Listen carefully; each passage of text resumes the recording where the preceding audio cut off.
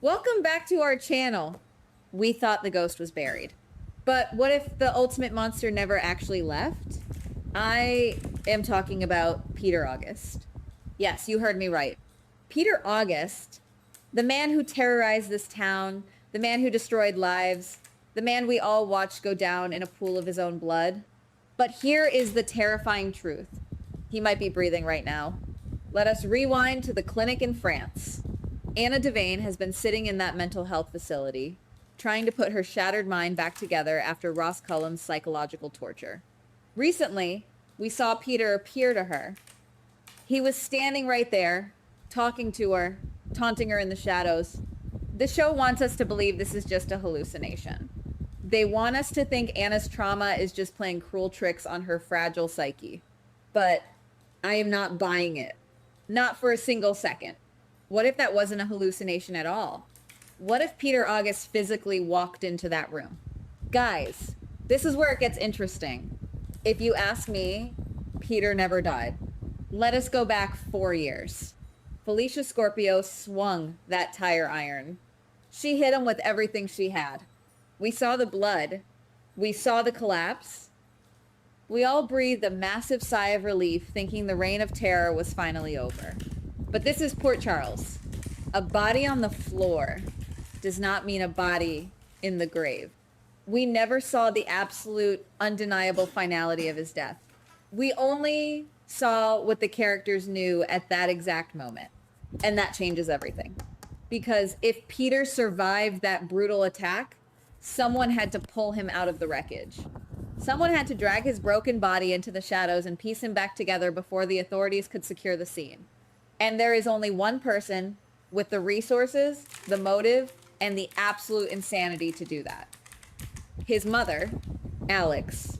We have all been led to believe that Alex is dead too, but a mother's dark obsession never truly dies, does it? Alex has every reason to protect her son and secretly plot the most devastating comeback in history. But wait, it gets worse. Much worse. If Alex is alive and she saved Peter, we have to look at the timeline of another massive villain. Cesar Faison, Peter's father.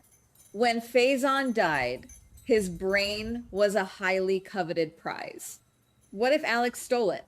What if she didn't just take his physical brain, but she managed to extract his neural data before it degraded? We are dealing with top tier, black market, WSB level technology here. The kind of tech that makes the impossible happen. Here is where things get messy. What if Alex used that highly advanced, experimental technology to implant Faison's neural pathways directly into Peter? She wouldn't just be saving her son, she would be upgrading him. She would be creating the ultimate weapon, a hybrid monster. Peter always had his own brand of ruthless cruelty, but he lacked Faison's cold, calculating, strategic genius. If Peter now has Faison's memories, his tactical mind, and his pure evil intellect, he is a threat unlike anything we have ever seen. This completely rewrites the entire narrative of the last few months. Think about the chaos we have been watching. Ross Cullum running rogue in the WSB. Jen Sidwell setting deadly traps for Sonny Corinthos and Laura Collins. Cassius Faison running around Port Charles, wearing his dead twin brother's face. We thought these guys were the top of the food chain. We thought Cullum was the mastermind behind the cold fusion project. But what if they are all just pawns on a much larger chessboard? What happened next may be even worse. If Peter is back and he possesses Faison's genius, he is the real puppeteer. He is the one pulling the strings from the darkest corners of the globe. Cullum, Sidwell, Cassius, they are just his foot soldiers. They are taking all the heat, drawing all the attention of the police and the WSB, while Peter sits back and orchestrates the entire criminal empire. He is funding the Cold Fusion Project. He is directing the assassinations. He is the invisible hand choking Port Charles. And then everything spiraled. Because if Peter is the man behind the curtain, we have to look at the people he is obsessed with. Maxie Jones. Maxie has been awfully quiet lately. Too quiet, if you ask me. Peter's obsession with Maxie was the driving force behind his darkest crimes. If he is alive and he is rebuilding his empire, there is absolutely no way he leaves Maxie alone. What if she has already fallen into his trap? What if Maxie's sudden disappearance from the main drama isn't a coincidence? What if Peter has already kidnapped her and is keeping her in a secret location? Having Maxie as a hostage gives him the ultimate leverage over everyone in Port Charles. He could be manipulating Mac, Felicia, Spinelli, and everyone else without them even realizing the true danger. Maxie's life could be a living nightmare right now, trapped in a cage built by a man who refuses to let her go. But that is not even the biggest surprise. Let us talk about Felicia Scorpio. Felicia is the one who took the weapon and struck the fatal blow 4 years ago. She is the reason Peter lost years of his life. Do you honestly think a Phazon-enhanced Peter August is going to let that slide? Absolutely not. Peter's thirst for revenge will be biblical.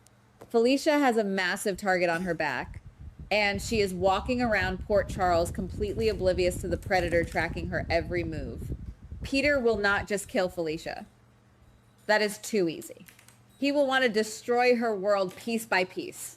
He will want her to watch everything she loves burn to the ground before he finally takes her out. Her life is in imminent, catastrophic danger. Every time she steps out of her house, every time she visits the Metro Court, Peter's operatives could be watching her, waiting for the perfect moment to strike. The tension is suffocating. Guys, we need to talk about the most terrifying piece of this puzzle. Let us go back to Anna Devane in France. If Peter is physically in that clinic, he is not just there to chat. He is there to manipulate. Anna is highly vulnerable right now. Her mind is fragile from Cullum's psychological torture. She thinks she is healing. She thinks she is tricking her doctor into an early discharge. But what if the doctor is working for Peter? What if Peter is using Phazon's old infamous mind control techniques on Anna? We all know Phazon loved to brainwash his enemies. If Peter has Phazon's knowledge, he is currently reprogramming Anna Devane. Every conversation they have, every medication she takes, every session with that doctor, it is all part of a dark design to break Anna's free will. She is being molded into a weapon. A brainwashed Anna Devane is the most dangerous weapon Peter could ever possess. She is a legendary WSB agent. She knows all the secrets, all the security protocols, and all the weaknesses of everyone in Port Charles. If Peter unleashes her, she will return home completely unaware that she is a sleeper agent. She will smile at her friends, hug Emma, and then when Peter utters a trigger word, she will turn into a cold-blooded assassin. Imagine Anna unknowingly carrying out Peter's assassinations. Imagine her sabotaging the WSB from the inside, stealing the cold fusion data, and handing it directly to Peter, all while believing she is doing the right thing. It is a brilliant, twisted, and utterly devastating plan. It perfectly aligns with the cruelty of Peter August and the genius of Caesar Phazon. Everything we have watched over the past few months, the Windermere hostage situation, Cassius faking his identity as Nathan, Jocelyn getting shot, Ross Cullum's grand escape plan, it was all a massive smokescreen. It was a distraction designed by Peter to keep Dante, Chase, Sonny, and the WSB looking in the wrong direction. While they were busy fighting his pawns, Peter was quietly setting up the board for checkmate. Think about Cassius' face on for a second. Why would Cassius risk everything to pretend to be Nathan West? It was a psychological attack on Lulu and Maxie. And who loves psychological torture more than Peter August? Peter likely ordered Cassius to assume Nathan's identity just to twist the knife in the hearts of the people who defied him. Cassius isn't acting alone. He is terrified of the man pulling his strings. And look at Jen Sidwell. Sidwell is running around setting traps for Sonny Corinthos and Laura Collins. But Sidwell is a mercenary. He goes where the money is. Who is funding him? Who is giving him the intel to stay one step ahead of the PCPD? It has to be Peter. Peter is using Sidwell to eliminate his enemies by proxy. If Sidwell kills Sunny or Laura, Peter wins without ever getting his hands dirty. The dominoes are all lined up, and they are about to fall hard. Anna is packing her bags to return to Port Charles, completely unaware that she might be carrying a deadly psychological virus in her own mind. Maxie is in grave danger, potentially already locked in Peter's dungeon. Felicia is being hunted by a ghost she thought she killed. And Peter August is sitting in the shadows, smiling as his masterpiece comes together. This could be the biggest mistake of someone's life. The authorities are totally blind to the real threat. When the truth finally explodes, it is going to tear this town apart. Port Charles is standing on a landmine, and Peter August's foot is hovering right over the trigger. A massive secret is about to be exposed.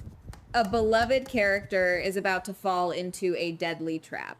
And a master plan that has been years in the making is about to bring absolute hell to our screens. Goodbye. Please like, subscribe, and comment on the GH Spoilers Daily channel.